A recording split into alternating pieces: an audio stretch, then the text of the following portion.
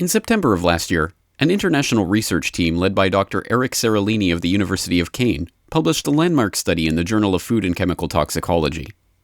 The study, titled Long-Term Toxicity of a Roundup Herbicide and a Roundup-Tolerant Genetically Modified Maize, purported to show adverse health effects on groups of rats fed Monsanto's Roundup herbicide and Roundup-ready corn, including liver congestions, necrosis, tumors, and early death. The researchers followed 200 rats over 2 years, divided into 10 groups each of 10 males and 10 females. 3 of the groups were fed Monsanto's patented NK603 GMO corn alone, 3 groups were fed the corn treated with Roundup herbicide, 3 groups were fed Roundup-treated water but no GMO corn, and a control group was fed neither GMO corn nor Roundup herbicide. The team's results indicated that the rats fed the Roundup or the GMO corn, separately or combined, were more likely to experience a range of ill health effects than the non-GMO control group. What these figures show are the large tumours. Each step up represents a large tumour, which can measure 17 millimetres by 17 millimetres. For a rat, these measurements are colossal. It would equate to a tumour of this size if seen on a human being. It is enormous. After having studied these tumours, it can be said that 94% of them take effect in the mammary glands, which would equate to breast cancer in a woman. We are faced with renal tumours for the males, but not only, some males also suffer from mammary tumours. This points towards a hormonal effect that isn't affected by the dosage. Tellingly, the adverse health effects did not start to appear until the 4th month of the study, while a previous industry-sponsored feeding trial on the same corn variety only lasted 3 months. That study did find signs of toxicity as well, but those results were dismissed as not biologically meaningful. The Seralini paper and its results, deemed surprising because it goes against all of the industry-sponsored research showing the supposed safety of GMOs, caused an immediate stir in the scientific community and online. Up until now, one could have thought that the main cause of death for the tested rats was coming from the pesticide added to the corn.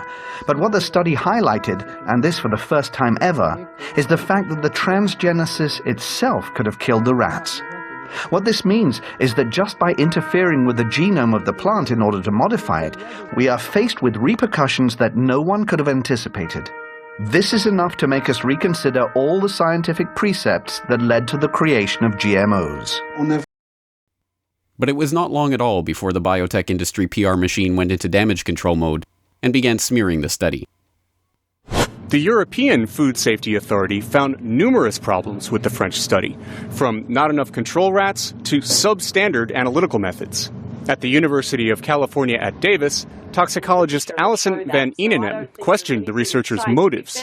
I think it was a cynical ploy to exploit the scientific process to really create fear in the minds of consumers. The desperation became apparent when the European Food Safety Authority was tasked with examining the study that threatened to expose the shoddy approval process that the EFSA itself had used to conclude in 2009 that the NK603 maize was as safe as conventional maize. As researcher and author of Seeds of Destruction, William Engdahl, points out in a new op-ed, EFSA argued that Seralini had used the wrong kind of rats, not enough rats, and that the statistical analysis was inadequate. By these standards, all toxicity studies on glyphosate and GMOs should be retracted, because they used the same type and approximate number of rats as those in the Seralini study.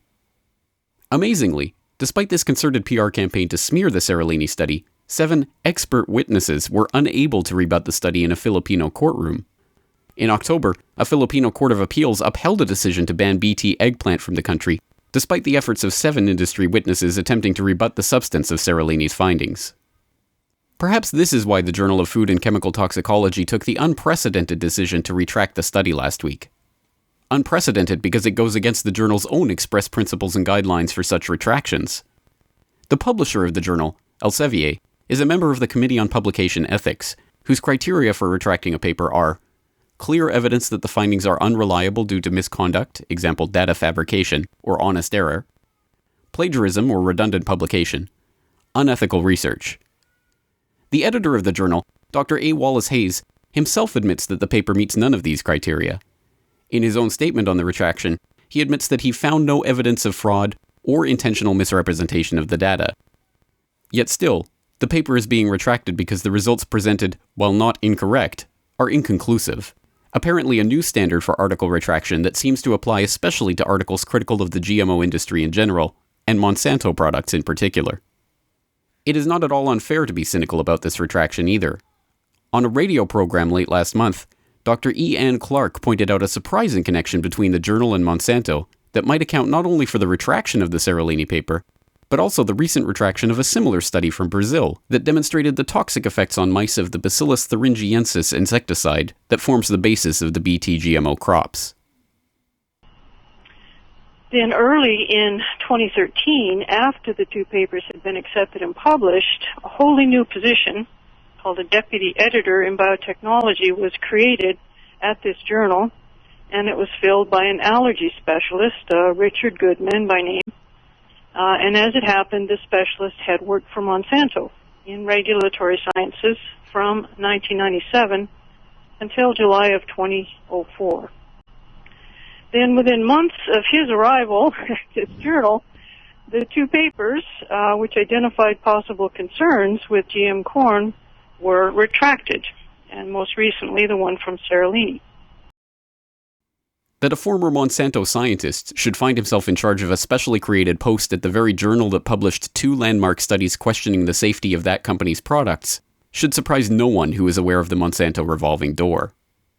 This door is responsible for literally dozens of Monsanto officials, lobbyists, and consultants finding themselves in positions of authority in the government bodies that are supposedly there to regulate the company and its actions. This list of officials includes Linda Fisher, a senior EPA official who later became Monsanto's VP of Government and Public Affairs, Michael Taylor, Obama's deputy FDA commissioner who also served as Monsanto's VP for Public Policy, and U.S. Supreme Court Justice Clarence Thomas, who served as a corporate lawyer for Monsanto in the 1970s. These positions of influence have been used to help Monsanto and its biotech peers obtain an FDA ruling which asserts that GMO foods are not substantially different from non-modified foods, win approval for their products from regulators by self-sponsoring studies with almost identical methodologies to the Seralini study that was just retracted, and pass favorable legislation like the Monsanto Protection Act, preventing the company from being taken to federal court in the event that GMOs are discovered to be harmful to human health. But lesser known as Section 735 of the bill, officially titled the Pharma Assurance Provision, but since nicknamed the Monsanto Rider or the Monsanto Protection Act. The provision protects large biotechnology companies like Monsanto from being taken to federal court should a genetically modified organism be discovered as being harmful to the consumer. Some Congresspeople argue that the provision was a necessary concession in order to pass the spending bill to prevent a total shutdown of the federal government.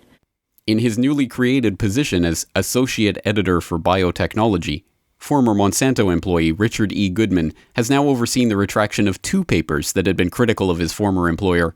Yet this fundamental conflict of interest is nowhere commented on in reportage of the Seralini study's retraction.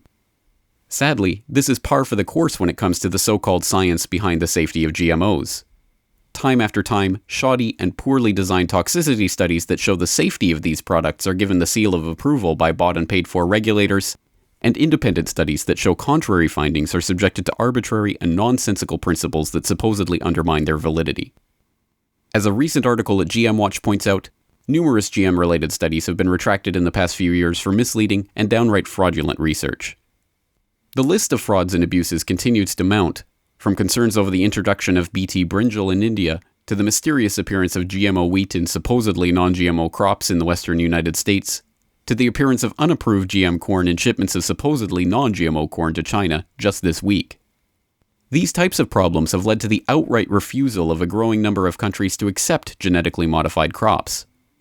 But in a world where the issue of containment of GMO crops is increasingly called into question, and where even the ability to label GMO foods may be stripped from the people altogether thanks to overarching closed-door agreements like the Trans-Pacific Partnership currently under negotiation between the US and 11 of its Pacific Rim counterparts, these issues are becoming increasingly pressing.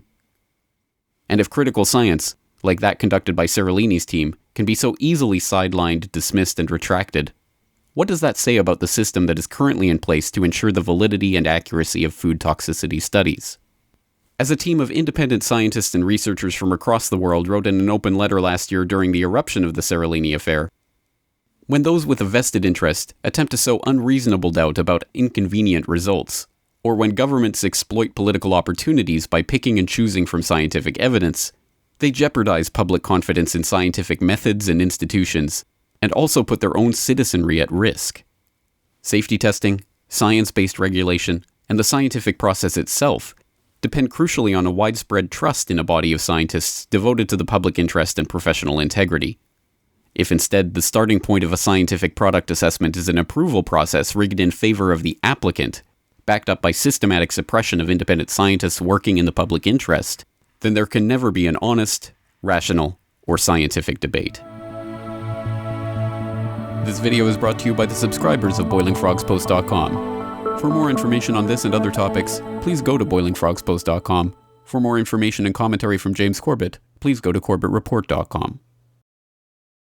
Hello friends, James Corbett here, CorbettReport.com, here in the sunny, exceptionally sunny climes of Western Japan. And it's an observation that I often make, but it's no less true for all the repetition, that this media really is brought to you by you guys out there. And that has never been more true than with the Eyeopener report that you guys have just been watching. In fact, as people who watched the recent BFP Roundtable will know, I am now donating my time 100% to BoilingFrogsPost.com and not taking a single penny off of the website in order to make this Eyeopener report completely 100% freely available on YouTube from day one. And this is something that I'm doing because I truly believe in open source journalism and the power of the online citizen journalism movement to affect real change in our society. And it is truly, really made possible because of the support that I get through CorbettReport.com, the subscriptions, the donations, the DVD sales. That really does make this opportunity possible. But in order to justify my faith in this open source journalism revolution, I need the support of you guys out there, specifically to support BoilingFrogsPost.com and all the excellent work with all of the excellent podcast producers and other people associated with the website, from, of course, Sibel Edmonds with her editorials and her nightly news and editorial roundup, Peter B. Collins with the Processing Distortion podcast, Guillermo Jimenez with Demanufacturing Consent, Andrew Gavin Marshall with Empire, Power, and People, all of the other editorials and articles that are there on the site. Just a wealth of information, but it will not exist and it cannot exist without everyone doing what they can to chip in and to help to make it possible. I'm doing what I can. I'm literally making these Eyeopener reports 100% for free, donating my time in order to do it. But I need you guys to support BoilingFrogsPost.com in order to make all of this viable so that they can continue running that website. And it is an incredible resource. So I hope you guys will help support it. And on that note, I'm looking forward to many more Eyeopener reports to come.